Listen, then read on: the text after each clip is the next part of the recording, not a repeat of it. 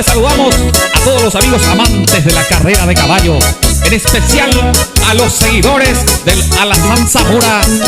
Ya, que lo venga la carrera, ¿sabes? Javier Villar y la ronda musical.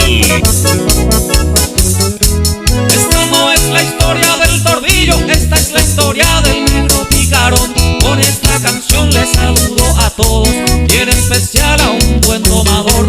Apareció en la colonia el caballo, el más cotizado es el ganador.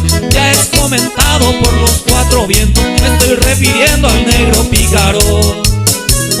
No hay nadie en la cancha ni menos afuera que pueda igualarle a este caballo.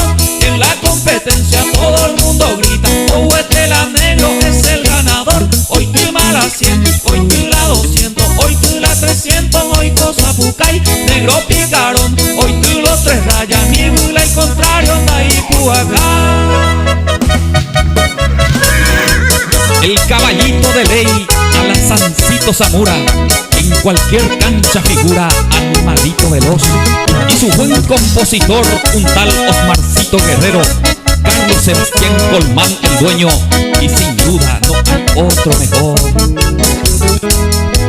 Hoy me va coñando la historia del tordillo negro.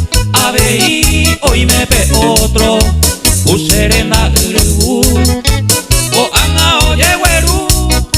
En la colonia otro macho, se pura hey piano bravo. Hay botawi pejendú. No hay nadie en la cancha ni menos afuera que pueda igualarle a este caballón. En la competencia todo el mundo grita: Huetela negro es el ganador. Hoy tú la 100, hoy tú la 200, hoy tú la 300, hoy cosa pucay. Negro picarón, hoy tú los tres rayas, ni bula y contrario, anda y acá.